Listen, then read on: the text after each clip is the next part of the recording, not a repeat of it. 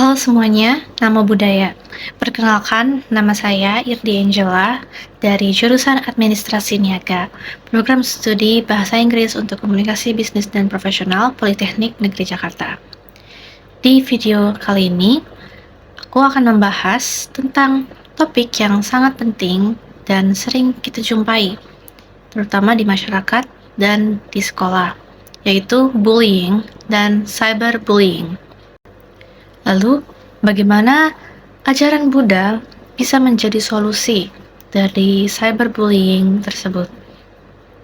Masalah ini tidak hanya menyangkut korban, tetapi juga menyangkut kita semua sebagai bagian dari masyarakat yang sering kali menjadi saksi diam terhadap penderitaan orang lain.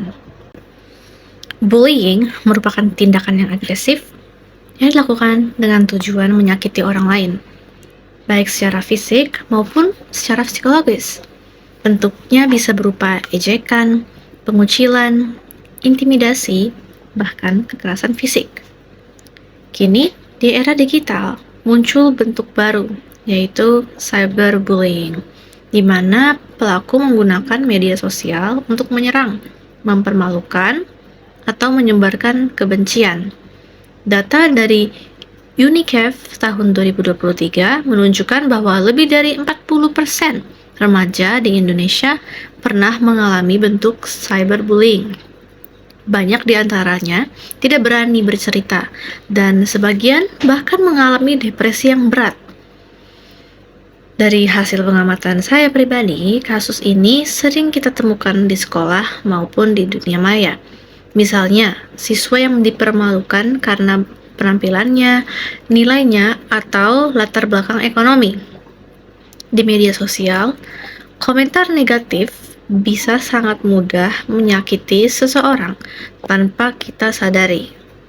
Masalah ini berakar pada kurangnya empati, kebencian, dan keinginan untuk berkuasa atas orang lain. Dalam pandangan Buddhis, perilaku seperti ini muncul karena adanya 3 akar kejahatan batin atau akusala mula, yaitu loba, keserakahan, dosa, kebencian, dan moha, kebodohan batin. 3 akar ini menjadi sumber penderitaan atau duka yang tidak hanya dialami oleh korban, tetapi juga oleh pelaku. Yang pertama, loba atau keserakahan dan egoisme. Loba adalah salah satu akar kejahatan batin yang seringkali tidak kita sadari.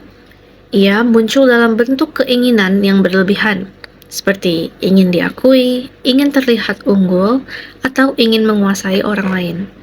Dalam konteks cyberbullying, loba bisa tampak sederhana, seperti seseorang merasa bangga atau senang ketika komentarnya disukai banyak orang, meskipun komentar itu menyakiti orang lain.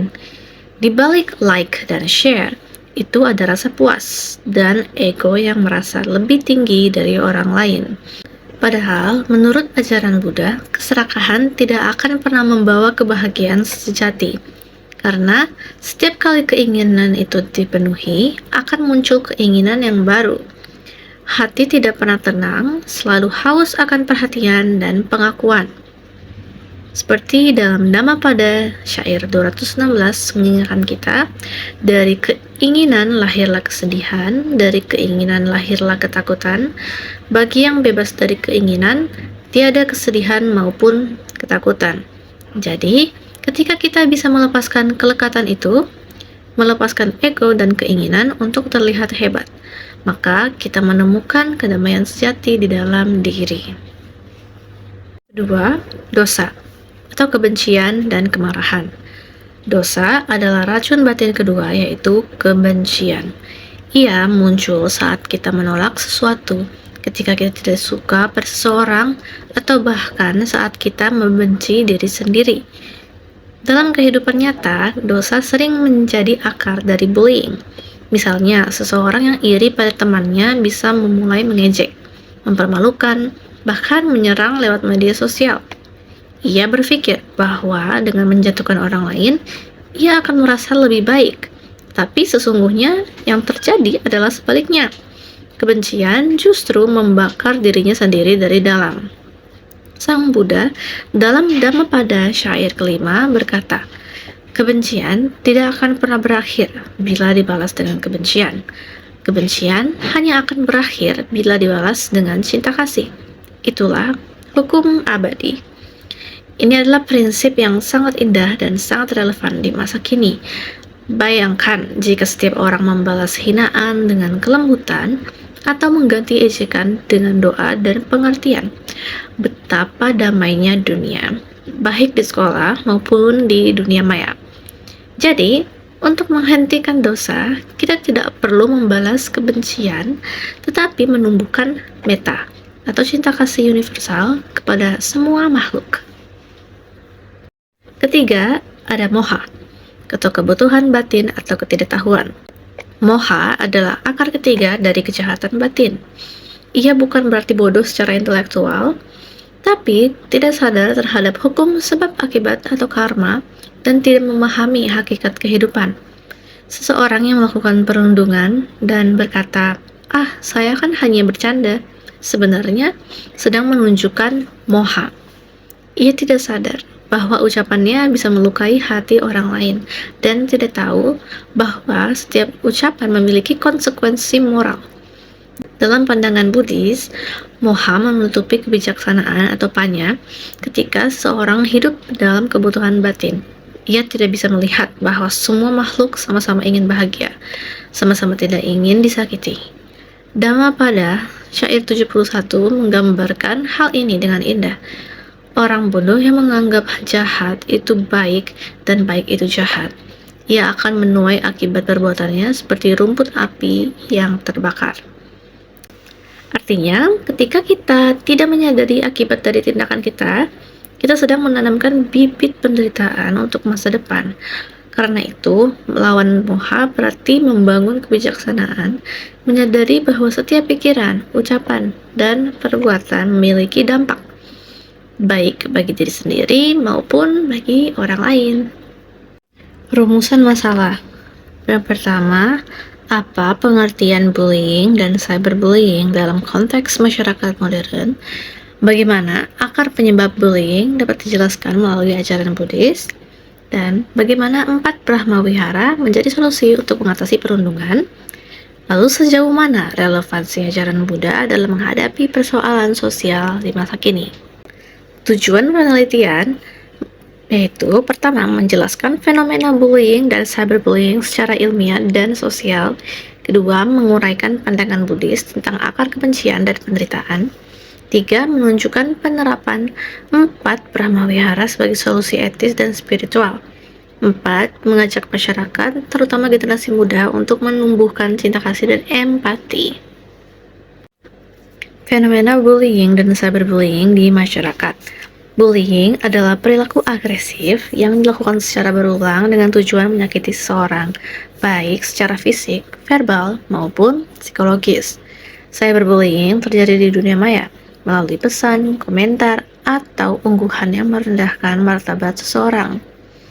Menurut data dari Kementerian Kominfo RI 2024, 35% pengguna remaja media sosial di Indonesia pernah mengalami cyberbullying. Kasus viral seperti perundungan siswa oleh teman sekelas menjadi bukti nyata bahwa budaya empati semakin menipis. Dampak bullying tidak hanya dirasakan korban, tetapi juga pelaku dan saksi.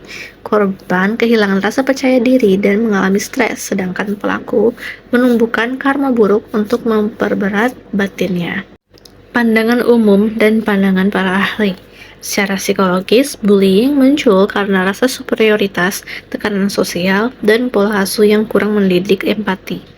Menurut psikolog Dan Olbus 1993, pelaku bullying cenderung memiliki kebutuhan untuk mendominasi orang lain. Sementara, menurut Thich Nhat Hanh 1991, seorang guru Zen Buddhis menjelaskan bahwa kekerasan timbul karena ketidaktahuan akan penderitaan orang lain. Dengan kata lain, kurangnya kesadaran batin adalah sumber munculnya kekerasan sosial.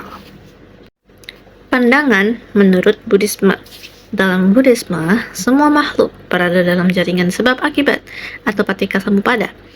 Kebencian atau dosa muncul karena ketidaktahuan atau avijja. Sang Buddha menegaskan dalam Nama pada syair 5. Kebencian tidak akan pernah padam oleh kebencian, tapi hanya dapat dipadamkan oleh cinta kasih ketua hukum abadi. Lalu ada 4 Brahmawihara yang merupakan jalan batin untuk mengikis akar kebencian. Yang pertama, metta atau cinta kasih universal. Metta berarti keinginan tulus agar semua makhluk hidup berbahagia. Dalam Karaniya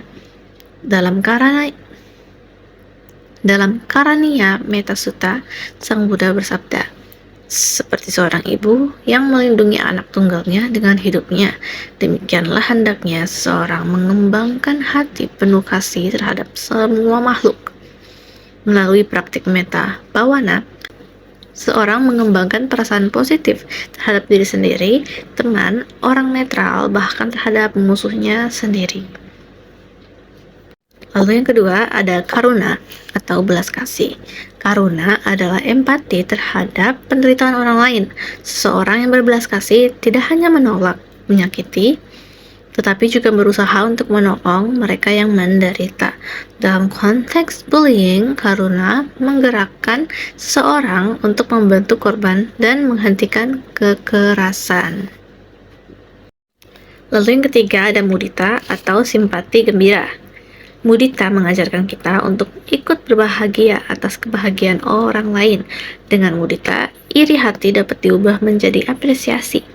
Remaja yang mengembangkan mudita tidak akan menjatuhkan temannya yang populer, melainkan ikut untuk mendukungnya. Keempat, ada UPK atau keseimbangan batin. UPK adalah sikap batin yang seimbang, tidak terbawa oleh pujian atau dengan hinaan. Seorang yang berlatih UPK tidak akan membalas kebencian dengan kebencian, melainkan menanggapinya dengan kesabaran. Relevansi Buddhisme dalam masyarakat modern. Buddhisme tetap sangat relevan dalam menghadapi masalah sosial masa kini karena satu, menawarkan pendekatan universal, yaitu tidak terbatas pada agama, ras, atau status sosial. Yang kedua, mengajarkan kesadaran batin atau mindfulness untuk mengontrol emosi dan perilaku. Yang ketiga, memberikan kerangka etika universal melalui Pancasila Buddhis, terutama sila keempat, ucapan benar, dan sila kelima, pengendalian diri. Yang keempat, mengarahkan manusia untuk menumbuhkan metta dalam dunia digital dan menebarkan pesan damai, bukan ujaran kebencian. Contoh penerapan nyata di masyarakat yaitu komunitas mindful social media di Thailand dan Indonesia yang mengajarkan remaja menggunakan media sosial secara sadar dan welas asih. Program sekolah Buddhis yang melatih meditasi metta bhavana setiap pagi untuk mencegah kekerasan verbal antar mahasiswa atau siswa. Dengan demikian, ajaran Buddha tidak hanya relevan tetapi juga praktis untuk membangun masyarakat yang berempati dan damai di era teknologi. Sudah masuk dalam kesimpulan. Yang terakhir, bullying dan cyberbullying merupakan manifestasi dari kebencian, ego, dan ketidaksadaran batin manusia. Ajaran Buddha melalui 4 Brahmawihara menawarkan solusi spiritual dan sosial untuk mengatasi masalah ini. Melalui metta, kita belajar mencintai tanpa membeda-bedakan. Dengan karuna, kita belajar membantu sesama yang menderita. Dengan mudita, kita belajar bersyukur dan bahagia atas keberhasilan orang lain. Dan dengan UPK, kita belajar menjaga keseimbangan batin di tengah hinaan dan pujian. Jika setiap individu mempraktikkan keempat sikap ini, maka lingkungan sekolah, masyarakat, dan dunia maya akan menjadi tempat yang penuh kasih, bukan kebencian. Mengembangkan cinta kasih dalam pikiran adalah kebajikan terbesar. Di mana ada cinta kasih, di sana tidak ada lagi ruang untuk kebencian. Anguttara Nikaya. Sekian video pembahasan mengenai cyberbullying dan bullying dan solusi dari perspektif agama Buddhis. Semoga bermanfaat. Sabisata Bhavantu Sukhitata. Semoga semua makhluk berbahagia.